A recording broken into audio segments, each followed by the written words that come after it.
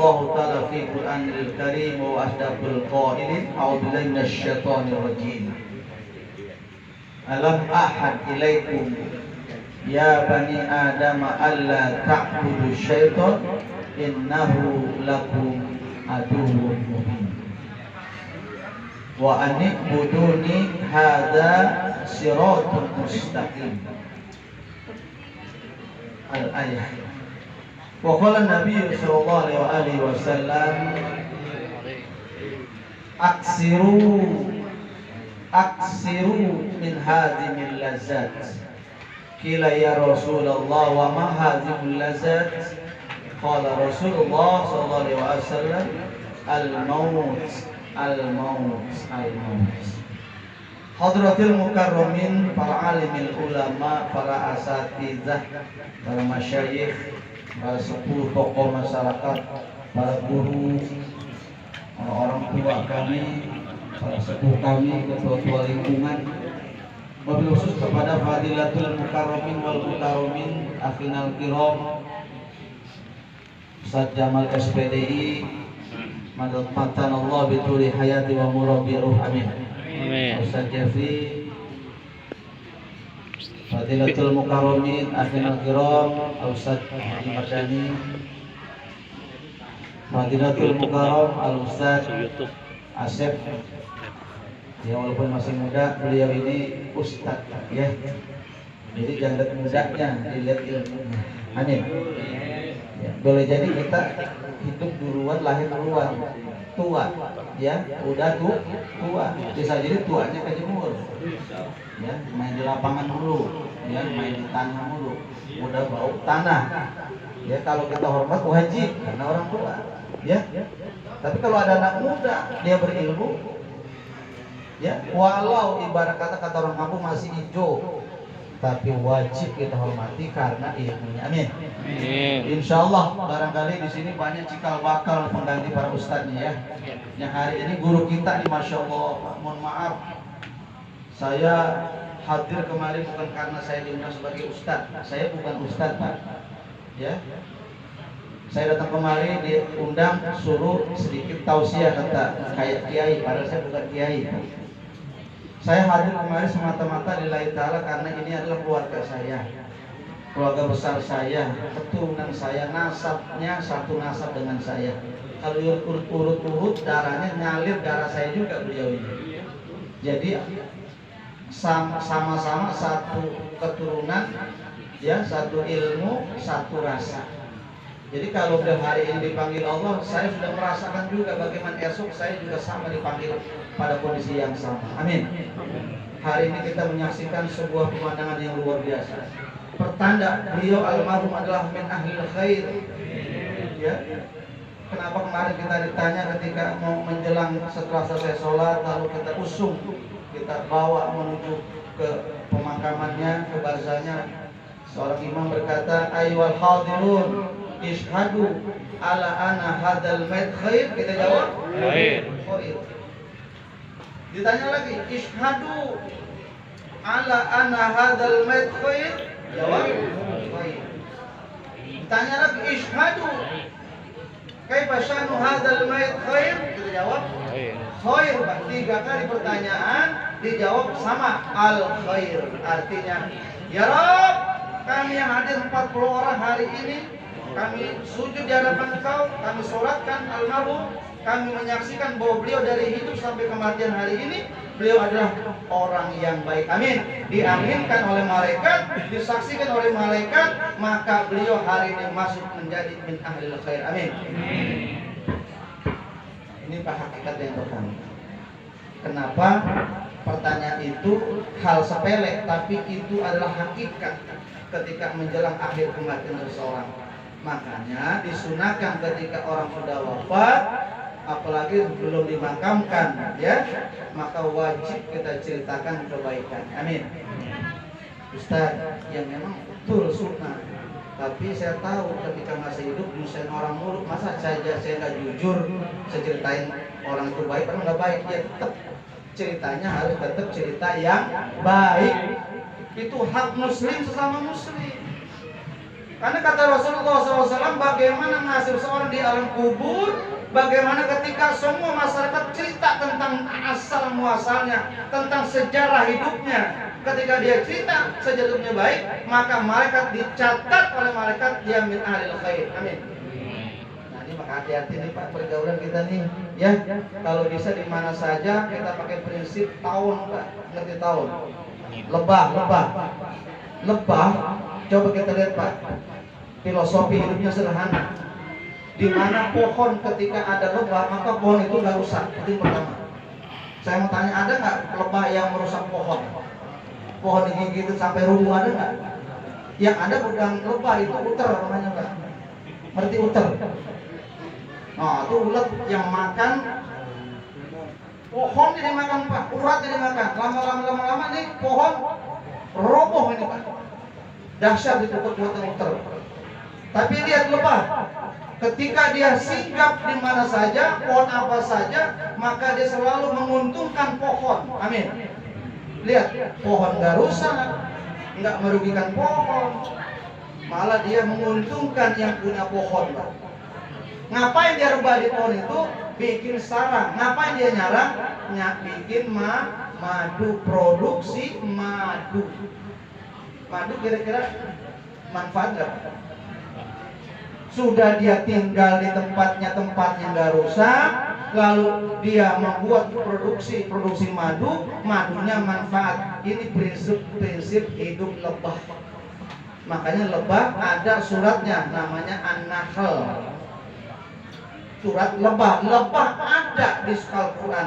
Kita nggak ada di Al-Quran. Kalah sama lebah kita. Pasti ada sesuatu yang maha dahsyat yang Allah ingin tunjukkan, dia jadikan sebagai pelajaran kita bagi orang hidup, sesuatu yang Allah ceritakan di Al-Quran. Nah nih, kembali kita kepada persoalan hidup Pak. Mati, hidup, cuma dua nama, dua istilah, sama, cuma beda konteksnya saja Pak. Kalau hidup, Allah beri kesempatan kita di alam dunia, Pak ya, kesempatan hidup di alam dunia. Sementara mati, hidup juga, cuman bukan di dunia lain Pak. Di mana itu? Di dunia juga, tapi namanya udah beda. Bukan dunia, tapi barzah. Apa barzah? Satu lubang yang digali masih di alam dunia, tapi dimensinya sudah dimensi menuju pintu akhirat. Sudah beda, tidak lagi sama dengan kehidupan yang kita alami di alam dunia. Tidak makan yang kita makan seperti di dunia. Kita senang makan jagung, ya. Kita senang merokok, senang kopi, senang ikan kita goreng, ayam direbus, digoreng, disayur, macam-macam.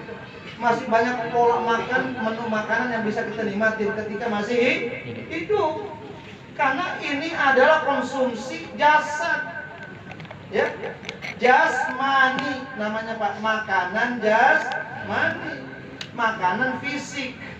Kalau pengen sehat, makanan yang bergizi, gitu loh Pak. Ya, kalau haus maka minumlah air yang sehat. Kalau mulut asam, ambil 2 batang, 1 batangnya taruh di kuping, 1 diisep, itu namanya udut. Ya. Jadi jujur aja saya tahu ya, terutama yang ahli udut Pak ya. Ini udah paham tuh Pak. Ngambil 2, yang 1 kali kuping, 1 diisep Pak. Iya, yang 1 buat apa nih Pak? Cadangan katanya, cadangan. Ya ini udut Pak, ahli udut. Ya. Ini di mana? Di dunia Pak. Ya, dunia. Ceritanya panjang kalau dunia, nggak ada ujung-ujungnya. Ujung-ujungnya innalillahi wa inna ilaihi, selesai sudah, the end. Tinggal dia perhitungkan, dia bertanggungjawabkan segala hal perbuatannya yang ia lakukan di alam dunia. Min ahlil khair atau min ahli syarri.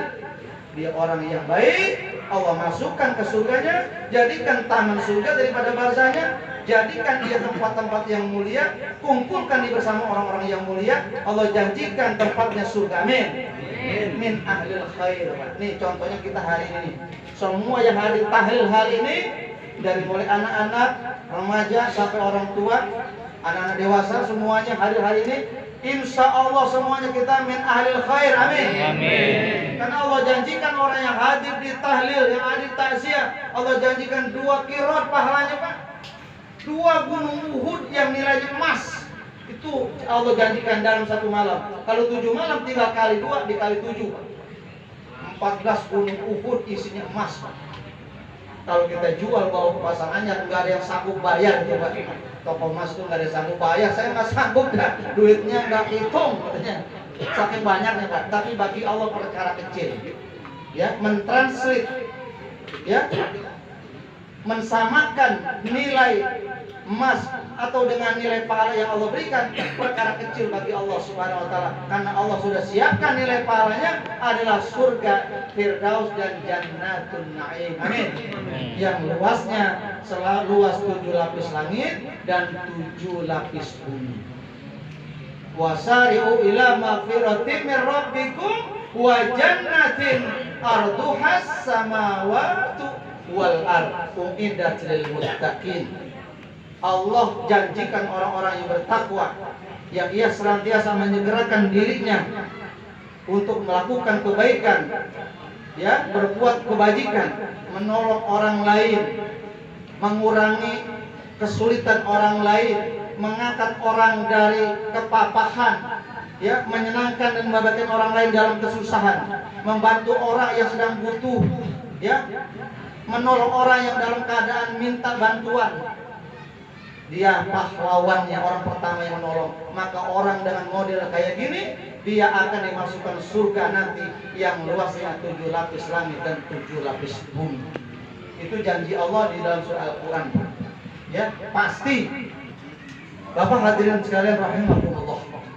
Baik, kita sedikit masuk pada sesi dimensi yang bukan lagi dunia. Hari ini saudara kita, guru kita, orang tua kita, kakak kita, ya, pemilik kita, yang beliau itulah sepanjang hidupnya senantiasa berada dalam kondisi ibadah, kondisi membantu, menyenangkan, respek, peduli dengan lingkungan, dengan masyarakat, senantiasa sakitnya senantiasa dia rasakan, tapi dia nggak pikirin, tapi dia pikirin tetangganya, masyarakatnya, jamaahnya, masyarakatnya Pak. Subhanallah, ini pertanda orang adalah min ahlil jannah. Dia adalah ciri daripada orang-orang yang masuk surga Allah Subhanahu wa taala. Amin. Kita doakan bersama perjalanan beliau mulai malam ini, ya, malam kedua tahlil sampai nanti Allah bangkitkan di satu kubur ketika datangnya yaumul qiyamah, nanti hari kiamat. Disangkakala ketika beliau akan dijumpai, kita pun akan berjumpa dengan almarhum, karena kelak pun kita akan menjumpai. Kenapa? Karena kita tinggal menunggu waktu saja Pak. Hari ini kita duduk di sini, datang ikut tahlil, membacakan Yasin, ikut tahlil, tasbih, tahmid, dan nanti tutup dengan doa. Kita ikuti semua sepanjang 7 hari 7 malam Pak. Kita ikuti. Ini sebetulnya bukan almarhum, buat kita. Zikro, tazkiroh buat kita. Kafabil maut mau'izoh hasanah, kata Rasulullah SAW. Kalian datang mendengarkan tausiah tentang kematian, itu bukan buat almarhum. Almarhum sudah nggak dengar lagi apa yang kita omongin. Bahkan yang kita bacakan tadi almarhum, insya Allah mudah-mudahan Allah jabah buat almarhum. Tapi lebih kepada kita Allah kembalikan nilai pahala itu. Sebab cuma ada 3 amaliyah yang diterima Allah Subhanahu wa taala ketika sudah orang tua almarhum. Yang pertama, sedekah jariyah. Sedekah jariyah yang kapan ketika masih hidup dia bersedekah dengan hartanya, ya, dia bersedekah dengan amwal, dia bantu orang lain sehingga manfaat orang itu sukses dan orang itu bahagia, dia amalkan amalnya buat almarhum, maka itu sedekah jariyah. Dia punya tanah